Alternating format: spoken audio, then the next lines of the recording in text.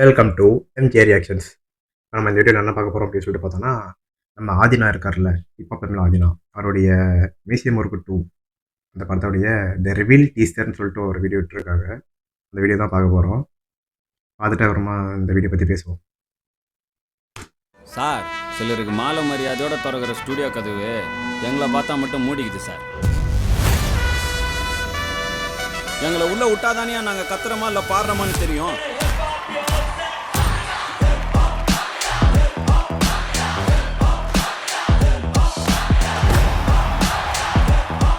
Sir, இது வெகுஜனத்தோட பாட்டு sir, சத்தமாக தான் கேட்கும்.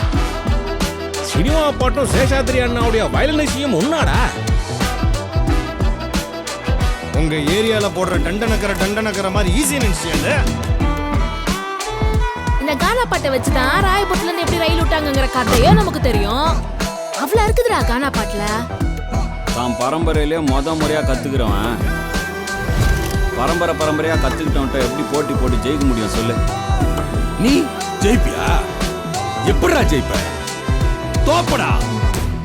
நீங்க எவ்வளவு பெருசா ஜெயிச்சாலும் அந்த வெற்றி கூட உங்களுக்கு சொந்தம் இல்ல சார். மியூசியம் ஒர்க்குடா. நான் எவ்வளவு கேவலமா தோத்தாலும் மீசைய முறுக்கிட்டு தோப்பண்டா. செம்ம சீன் இதெல்லாம். ஜெயிச்சாலும் பயங்கரமாக இருக்குது பாட்டு.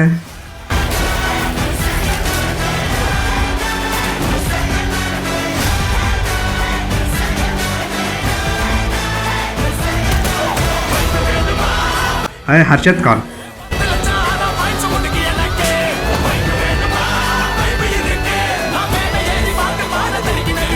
சாங் தெரிக்குது. ஐயனா இவர் திரும்ப இப்ப தமிழாவை தான் நான் சொல்றாரு. பையன் பிடிச்சிட்டான். நான் அவனை விட செம டேலண்ட்னா. ஆஹா,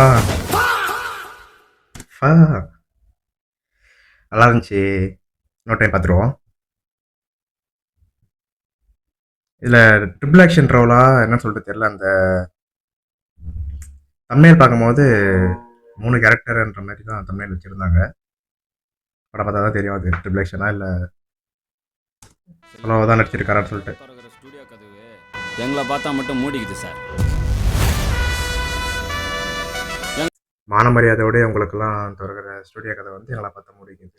இதெல்லாம் ரொம்ப ஒரு அந்த வார்த்தையில் வலி இருக்குது. அவர் சொல்லும் போது தெரியுது. ஏன்னா அவர் வந்து அவ்வளோ கஷ்டப்பட்டுருக்காரு ஹிப்ஹாப் தமிழ்நாள்லாம்.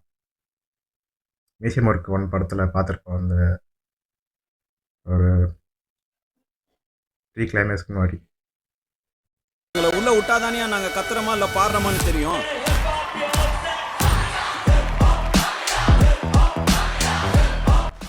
ஹிப்ஹாப் தமிழா. சார், இது வெகுஜனத்தோட பாட்டு சார், சத்தமாக தான் கேட்கும். சினிமா பாட்டும் சேஷாத்ரி அண்ணாவுடைய வயலினிசியும் உன்னாடா? உங்க ஏரியால போடுற டண்டனக்கர மாதிரி ஈஸி நினைச்சியல்ல. இந்த கானா பாட்டை வச்சுதான் ராயபுரத்துல இருந்து எப்படி ரயில் விட்டாங்கிற கதையோ நமக்கு தெரியும். அவ்வளவு இருக்குதுடா கானா பாட்டுல.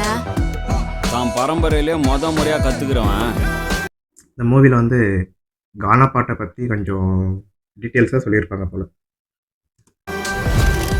பரம்பரையா கத்துக்கிட்டவன்ட்ட எப்படி போட்டி ஜெயிக்க முடியும் சொல்லு. நீ ஜெயிப்பியா? எப்படிடா ஜெயிப்ப? தோப்படா. நீங்க எவ்வளவு பெருசா ஜெயிச்சாலும் அந்த வெற்றி கூட உங்களுக்கு சொந்தம் இல்ல சார். டேய், நான் எவ்வளவு இதெல்லாம் அந்த மாதிரி சீன படத்தில் வரும்போதெல்லாம் அப்படியே ஒரு மாதிரி அசிங்கப்படுத்தி அவங்கள உட்கார வச்சிருப்பான். ஒரு மாதிரி பேசுவான். அப்போ நம்மளால பேசுகிற டைலாக்கு பயங்கரமாக இருக்குது. கேவலமா சீன்லாம் தோத்தாலும் மீசைய முறுக்கிட்டு தோப்பண்டா. தோத்தாலும் ஜெயிச்சாலும்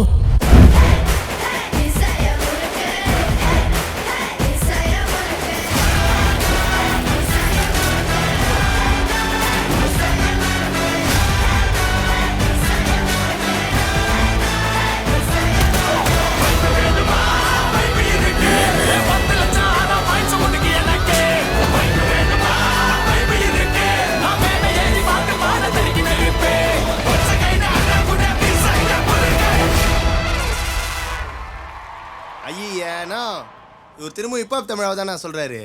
பையன் பிடிச்சிட்டான். நான் அவனை விட செம டேலண்ட்னா. அவரோட டேலண்ட்டாக எப்படி இருக்காருன்னு சொல்லிட்டு பார்ப்போம்.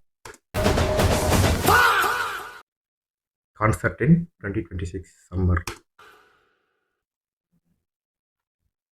நல்லா இருந்துச்சு டீசர் பார்க்குறதுக்கு. இந்த ரிவீல் டீசர் எப்போ ஸ்டார்ட் பண்ணியிருப்பாங்க இந்த மூவி? இப்போ தான் அனௌன்ஸ் பண்ண மாதிரியே இருக்குது ரீசெண்டாக. தெரியல. சம்மருக்கு ரிலீஸ் ஆக போகுது படம். நம்ம ஹிப்ஹாப் தமிழாவே ஹிப்ஹாப் ஆதினாவே டைரக்ட் பண்ணி அவர் ஆக்ட் பண்ணி அவரே கம்போஸ் பண்ணியிருக்காரு இந்த படம். மிசியமருக்கு ஒன்றும் அந்த மாதிரி தான் பண்ணியிருந்தார். சாங்ஸ்லாம் சூப்பராக இருந்துச்சு இந்த படத்தில். ஆனால் கண்டிப்பாக ஒரு ஆல்பமும் நின்று பேசுது. அப்போது அந்த படம் அந்த புதுசில் இப்போ வரைக்கும் அந்த ஆல்பம்லாம் எல்லாம் நிறைய பேர் ப்ளேலிஸ்ட்டில் ஓடிட்டு தான் இருக்கும். சூப்பராக இருக்கும் அந்த ஆல்பம்ஸ்லாம் கேட்குறதுக்கு. பார்ப்போம் படம் வரட்டும். மியூசியம் ஒர்க்கு 2 எப்படி இருக்குன்னு சொல்லிட்டு. மியூசியம் ஒர்க்கு 1 அளவு இருக்கா அப்படின்னு தான் பார்க்கணும். நான் 1 சிம்பிளாக சொல்ல முடியாது. அதில் வந்து அவ்வளோ ஒரு ஜாலியாக இருக்கும், ஃபன்னு, அப்புறம் ஃபைட்ஸாக இருக்கட்டும், அதெல்லாம் பயங்கரமாக இருக்கும். அப்புறம் வேறு அந்த காலேஜில் நடக்கும்ல ஒரு சில விஷயம்லாம், அதெல்லாம் சூப்பராக இருக்கும் பார்க்குறதுக்கு. இந்த ரேகிங் அதெல்லாம் ஃபஸ்ட் டைம் அப்போ தான் ரேகிங்னா என்னன்றது சில பேருக்கு தெரிஞ்சிருக்கும். அந்த மூவி பார்த்ததுக்கப்புறம் எப்படி தான் காலேஜ்லலாம் ரேகிங்லாம் பண்ணுவாங்களா? சில பேர் அதெல்லாம் பார்த்து பயந்துருப்பாங்க. நம்மளும் காலேஜ் போனால் இந்த மாதிரிலாம் ரேகிங் பண்ணுவாங்களா நம்மளை அப்படின்னு சொல்லிட்டு. ரேகிங் பண்ணும்போது அவர் பாட்டு பாடுவார். பயங்கரமாக இருந்துச்சு அந்த படம்லாம். அப்போ நான் சின்ன வயசில் இருக்கும்போது பார்த்த படம் அது. ஸ்கூல் படிச்சுட்டு இருக்கும்போது அது. இப்போல்லாம் எங்கள் வீட்டிலலாம் ஆண்ட்ராய்ட் மொபைல்லாம் இருக்காது. பட்டன் ஃபோனாக தான் இருக்கும். பட்டன் ஃபோன் தான் இருக்கும். இப்போலாம் அந்த மெமரி கார்டெலாம் யூஸ் பண்ணுவோம்ல, அந்த மெமரி கார்டு கொண்டு போயிட்டு மொபைல் ஷாப்பில் கொடுத்து ஒரு படத்துக்கு வந்து ₹20 எழுதி தர மாதிரி இருக்குது ஒரு மூவிக்கு.